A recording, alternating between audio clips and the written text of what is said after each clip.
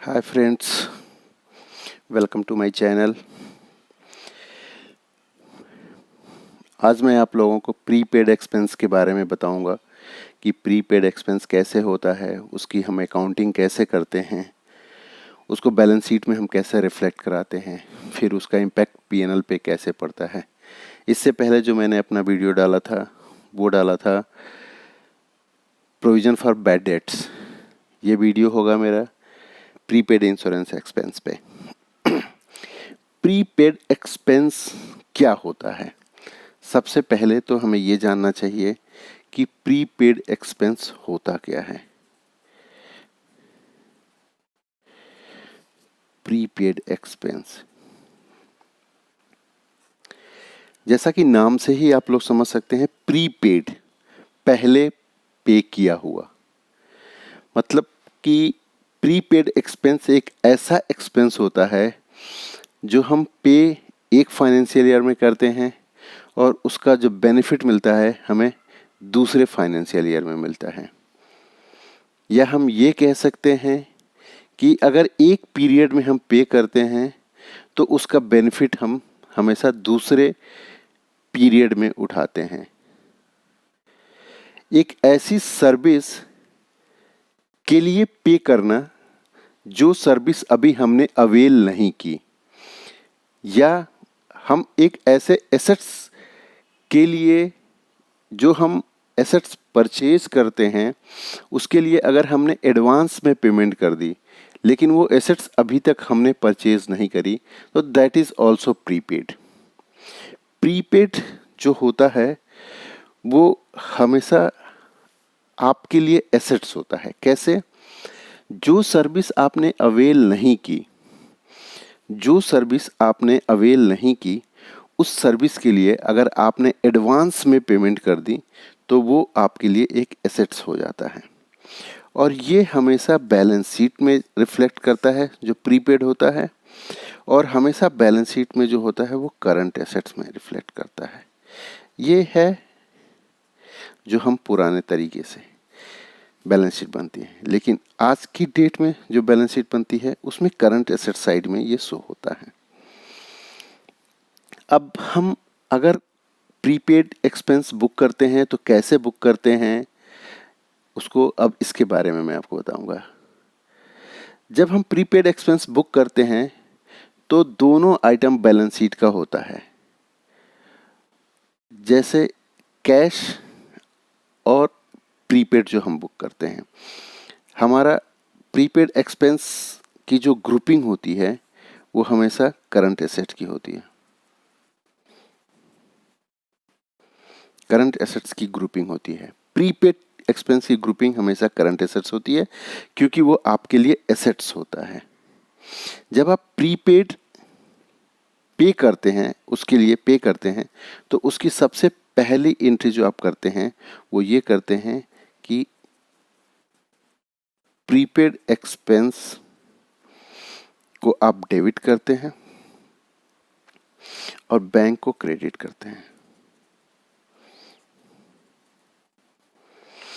ये दोनों ही आइटम जो होते हैं ये करंट बैलेंस शीट के आइटम होते हैं और ये करंट एसेट्स के होते हैं। इसका मतलब जब आप पे करते हैं प्रीपेड के लिए, खर्चा बुक करते हैं, पे करते हैं जब, तो उस समय आपका पीएनएल पे किसी तरह का कोई इम्पैक्ट नहीं पड़ता है। लेकिन जब एक्चुअली इसको एक्सपेंस ऑफ करते हैं तब कहीं जाके इसका इम्पैक्ट पीएनएल पे पड़ता है। मतलब कि एक्सपेंस बढ़ता है तो प्रीपेड आपका घटता है। इस तरह से इसकी एंट्री होती है। प्रीपेड में नॉर्मली क्या क्या आता है, हम किस किस चीज़ के लिए प्रीपेड पे करते हैं?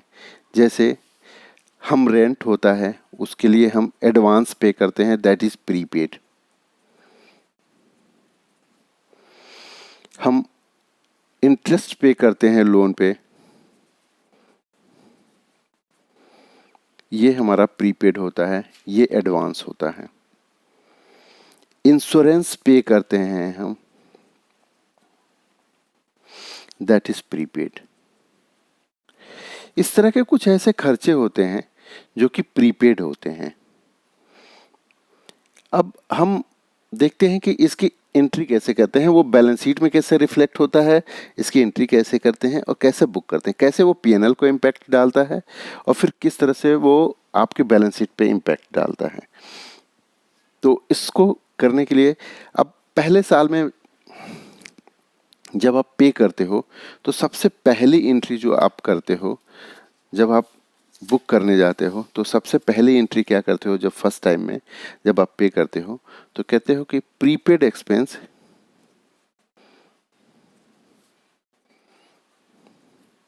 को आप डेबिट करते हो और बैंक को आप क्रेडिट करते हो। ठीक, इसकी करंट एसेट्स की ग्रुपिंग होती है, इसकी भी करंट एसेट्स की ग्रुपिंग होती है, दोनों की ग्रुपिंग करंट एसेट्स की होती है। अगर कोई ऐसा एक्सपेंस आप पे करते हैं जो फर्स्ट ईयर में पे करते हैं लेकिन उसका बेनिफिट फर्स्ट ईयर में नहीं अवेल कर पाते हैं, तो ये इतनी ही एंट्री आप पास करते हैं फर्स्ट ईयर में। फिर जब बैलेंस शीट बनती है, जैसे कि अगर हम बैलेंस शीट की बात करें, तो अगर हम बैलेंस शीट की बात करें तो यहाँ पे करंट एसेट्स जो होता है, ठीक है, और यहाँ पे बैंक होता है। इसमें कुछ नहीं होता है, बैंक से आपका पैसा निकलता है और करंट एसेट्स में जाके चला जाता है। सिर्फ ये शिफ्ट यहाँ से यहाँ हो जाता है, तो इसका कोई इम्पैक्ट नहीं पड़ता है। लेकिन अब अगर सेकेंड ईयर में जाते हो और उसका बेनिफिट उठाते हो, तो फिर क्या करते हो, एग्जैक्टली जब वो एक्सपेंस का बेनिफिट उठाते हो, जब वो एक्सपेंस आपको करना होता है, जब वो एक्सपेंस आपको मिलता है, जब वो सर्विस अवेल करते हो, तो उस समय क्या करते हो। जैसे कि अगर हम ये मान के चलें कि हमने ये इंश्योरेंस के लिए पे किया है, ठीक है, अगर इंश्योरेंस के लिए पे किया है तो आप उस समय जो एंट्री पास करते हैं वो ये करते हैं कि इंश्योरेंस एक्सपेंस को डेबिट करते हैं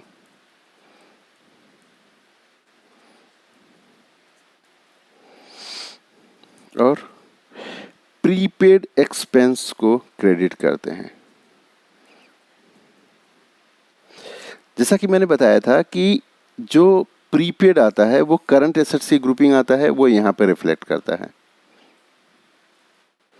अब जब दूसरे साल में आपने एंट्री डाली है तो ये जो इंश्योरेंस एक्सपेंस होता है ये इनडायरेक्ट एक्सपेंस की ग्रुपिंग होती है। इनडायरेक्ट एक्सपेंस होता, ये आपका एक्सपेंस को पीएनएल को हिट करता है और प्रीपेड यहाँ पे ये क्रेडिट हो रहा है। पहले आपने देखा था कि ये डेबिट हो रहा था, यहाँ पे डेबिट हो रहा था, यहाँ पे क्रेडिट हो रहा था। इसका मतलब कि ये डेबिट और ये क्रेडिट दोनों नलीफाई हो गए। अब प्रीपेड एक्सपेंस में कोई अमाउंट नहीं रहा। अगर मान लीजिए 100 रुपये से हमने यहाँ पे किया था और यहाँ पे 100 रुपया यूज़ कर लिया, तो जितना हमने डेबिट किया था उतना ही हमने क्रेडिट कर दिया, तो प्रीपेड ये एक्सपेंस नॉक ऑफ हो गया। ये बैंक से आपके पैसा चला गया पिछले साल में और इस साल ने आपने पीएनएल में इसका इम्पैक्ट ले लिया। इसका मतलब आपका एक्सपेंस जब ग्रो करता है, ग्रो अप होता है, और दूसरी तरफ आपका करंट एसेट जो होता है वो डाउन साइड में जाता है, मतलब ये खत्म होता है। तो इस तरह से हम प्रीपेड की एंट्री करते हैं। अब इसमें कुछ चीज़ें ऐसी होती हैं कि हम कुछ ऐसे एक्सपेंस हम पे करते हैं कि कुछ बेनिफिट इस साल में मिलता है, कुछ बेनिफिट अगले साल में मिलता है। जैसे अगर हम एक छोटा सा एग्जांपल ले लें, एक financial year 2019-20 and financial year 2020-21। अब अगर हमने 1 जनवरी 2020 से लेके एक इंश्योरेंस पे किया या एक रेंट पे किया, उसमें अगर 1 जनवरी 2020 से लेके आपने 31 दिसंबर 2020 तक के लिए एक इंश्योरेंस पे किया, मान लीजिए उसकी वैल्यू 50,000 है। अब जनवरी से दिसंबर कितने महीने हो गए? 12 मंथ। बट ये फाइनेंशियल ईयर चेंज हो गया। 1 अप्रैल 19 से 31 मार्च 20, ये आपका एक फाइनेंशियल ईयर हो गया। और 1 अप्रैल 20 से 31 मार्च 21 एक फाइनेंशियल ईयर हो गया। अब ये एक्सपेंस जो है, ये जो आपने पे किया, ये दोनों सालों के लिए पे किया। तो देखा जाए तो 3 मंथ आपका यहाँ हिट करता है एंड 9 मंथ आपका यहाँ हिट करता है। अब ऐसे में क्या करेंगे हम कि इस खर्चे को बाइफरकेट करेंगे। जो 50,000 रुपये हमने खर्च किए थे, अब इस 50,000 को हम 12 से डिवाइड कर दें, उसके बाद 3 से मल्टीप्लाई कर दें। तो पहले साल में जितना भी पैसा आएगा वो पहले साल का एक्सपेंस हो जाएगा। अब अगर हम करते हैं तो 12,500 रुपये, 12,500, ये फर्स्ट 3 मंथ के लिए हो गया एंड रेस्ट 9 मंथ के लिए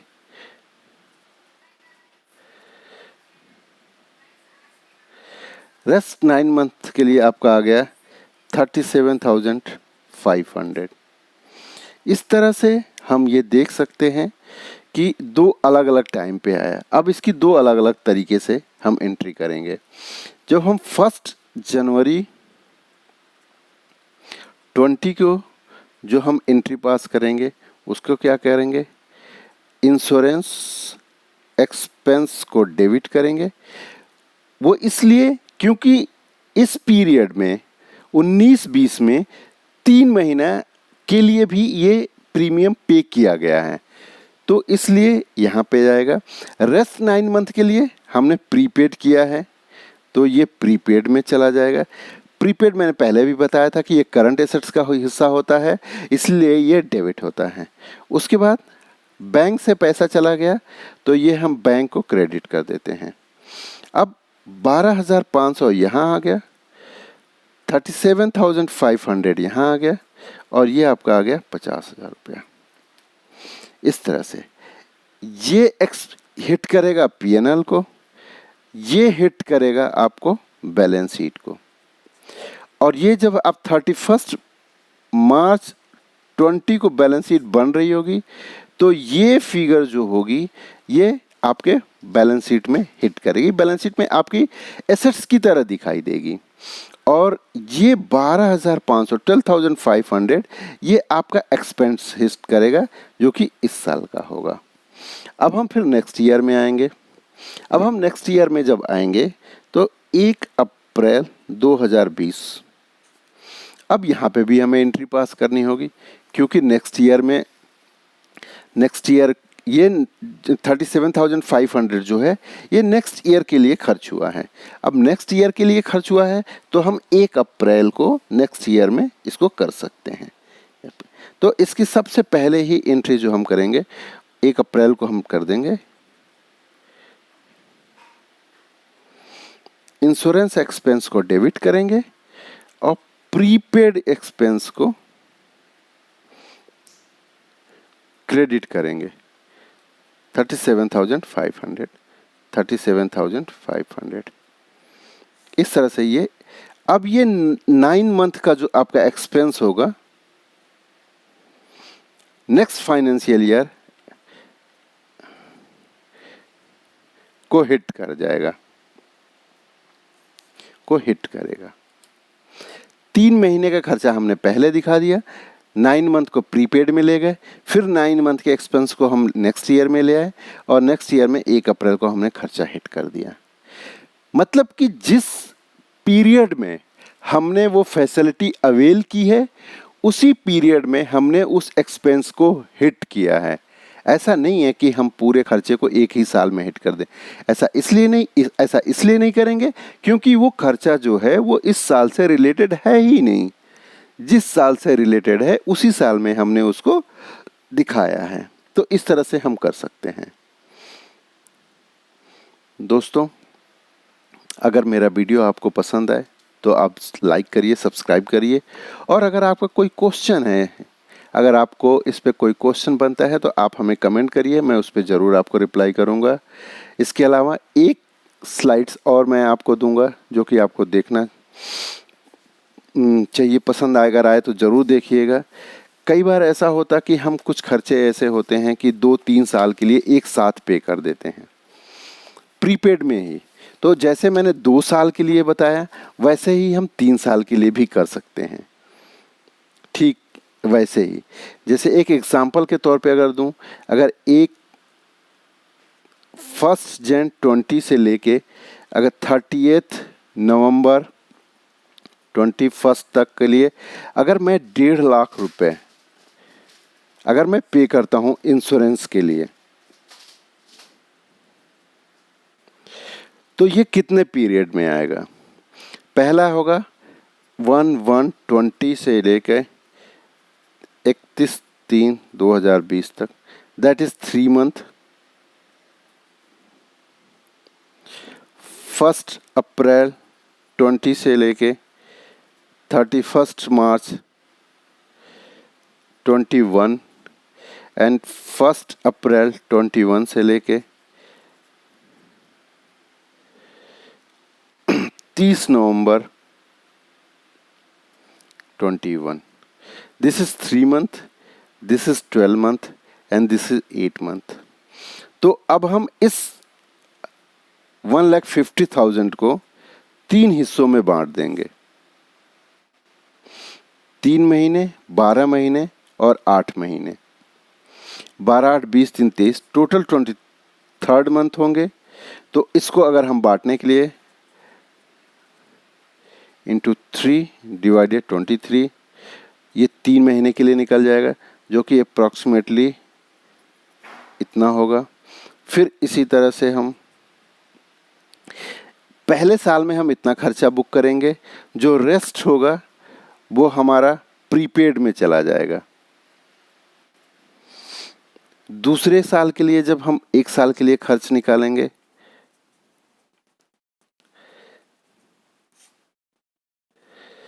ये अप्रॉक्सीमेटली 78,261 होगा। इस प्रीपेड में से जो यहाँ पे प्रीपेड बचा हुआ था, उस प्रीपेड में से पहले साल में जो हमारा प्रीपेड में आएगा अप्रॉक्सीमेटली 1,30,435, ये प्रीपेड में जाएगा। एंड ये आपका एक्सपेंस को हिट करेगा। अब इस प्रीपेड में से 78,261 का एक्सपेंस होगा जो वो सेकेंड ईयर में बुक हो जाएगा।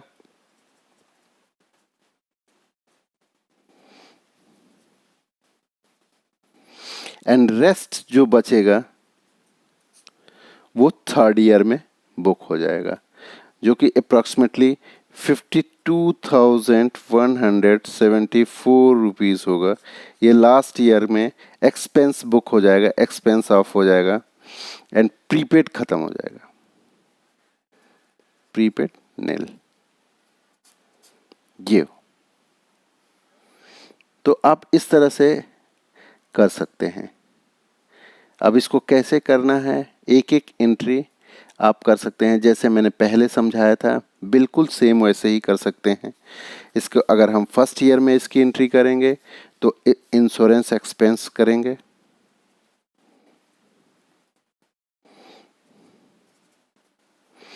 उसमें 19,565 प्रीपेड एक्सपेंस,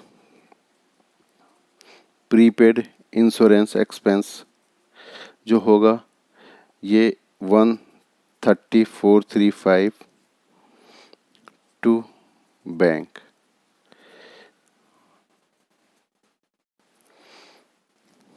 फिर नेक्स्ट फाइनेंस ईयर में होगा जो